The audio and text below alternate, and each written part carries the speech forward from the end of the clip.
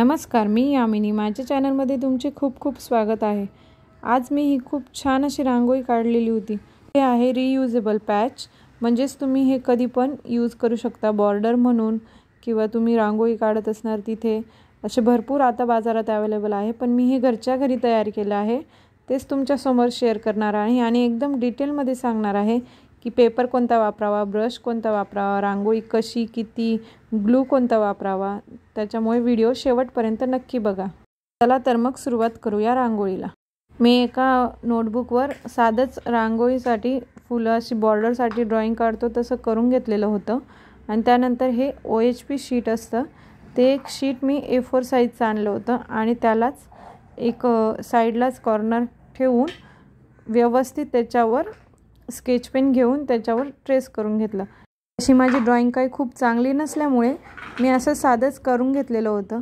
पण म्हणतात ना, केलं की सगळंच जमतं, म्हणून थोडं थोडं ट्राय करत राहायचं. त्याचप्रमाणे असं व्यवस्थित असं ट्रेस करून घेतलं त्याच्यावर. आता हे पेपरवर व्यवस्थित ड्रॉ करून झालं आहे OHP शीटवर. त्यानंतर मी घेतलेला होता आपला साधाच फेविकॉल. तर त्यानंतर साधाच फेविकॉल घेतला आणि त्यात थोडं पाणी ॲड करून घेतलं. आपण ड्रॉ केलेलं होतं त्यावर थोडं थोडं पार्टवर असं लावून घ्यायचं आहे. आता मी सेंटरला लावून घेतलं आणि त्यावर येलो कलर टाकून घेतला आहे. छान असं आपण रांगोळी काढतो त्याचप्रमाणे हळूवार ते टाकून घ्यायचं आहे, म्हणजे ते व्यवस्थित त्यावर चिपकतं. एक साधाच पेपर घेऊन त्यावर थोडं असं प्रेस करून घ्यायचं, म्हणजे ते छान चिपकतं. आणि ही जी एक्स्ट्राची रांगोळी असते ती साईडला अशी काढून घ्यायची, म्हणजे एकदम व्यवस्थित होतं. बघा आता ते एक झालेलं आहे. त्याचप्रमाणे आपण पाकळ्यांना पण असं लावून घेतलं आहे पूर्ण ग्लू, आणि त्यावर ऑरेंज कलरचं शेड टाकून ते पण पूर्ण पाकळ्यांना मी एकाच वेळेस लावून घेतला आणि त्यावर एकाच कलरचं शेड टाकायचं आहे म्हणून व्यवस्थित असं टाकून घेतला, पसरवून घेतला. त्याचप्रमाणे पानांना पण तसंच कलर लावून घेतला आणि 2 तास त्याला व्यवस्थित असं वाळवण्यासाठी ठेवलं होतं. परफेक्ट असं रांगोळी चिकटली आहे आणि एकदम कोरडी झाली आहे. त्यानंतर आपल्याला सेकंड लेअर द्यायची आहे. त्यासाठी सेम प्रोसेस करून ग्लू लावून घ्यायचं आहे आणि त्यावर रांगोळी टाकून घ्यायची आहे सेम प्रोसेसमध्ये. आणि आता कसं आहे ना, सेकंड टाईम मी थोडा शेडिंगमध्ये त्यावर कलर टाकणार आहे. तर तुम्ही पण तुमच्या पद्धतीने तुम्हाला जसं वाटत असेल त्याप्रमाणे तुम्ही करू शकताय. मध्ये मी थोडा रेड कलरचा यूज केला आहे.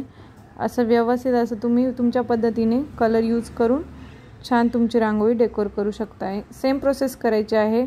रांगोळी टाकल्यानंतर त्याला प्रेस करून एक्स्ट्राची साईडला काढून घ्यायची आहे. त्याचप्रमाणे पानांना पण मी डबल शेड करून घेतलं आहे आणि बघा अशा पद्धतीने काहीतरी दिसत आहे.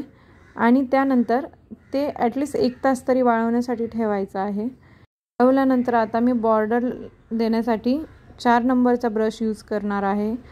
तर बघू शकताय तुम्ही तुमच्या पद्धतीने कलर शेडमध्ये तुम्ही बॉर्डर देऊ शकता. मी आता इथं पूर्ण फुलाला आणि पानांना पण बॉर्डर देऊन घेते आणि त्यामुळे रांगोळीला खूप छान असा लुक येतो आणि ते वाळल्यावर खूप छान आणि सुंदर दिसते. ते आपल्याला खूप काही साहित्य लागत नाही, एकदम थोडं साहित्य लागतं आणि ही रांगोळी आपण परत परत वापरू शकतो. आता गणपती, गौरी, त्यानंतर दिवाळी, नवरात्र सगळे सणवार जवळ येत आहेत. परत परत रांगोळी काढत बसण्यात टाईम घालवण्यापेक्षा हे पॅच तुम्ही लावू शकताय आणि बॉर्डर म्हणून तुम्ही यूज करू शकता. ही रांगोळी दिव्याच्या आजूबाजूला नाहीतर पाटाच्या बाजूला पण तुम्ही अशा पद्धतीने ठेवू शकताय.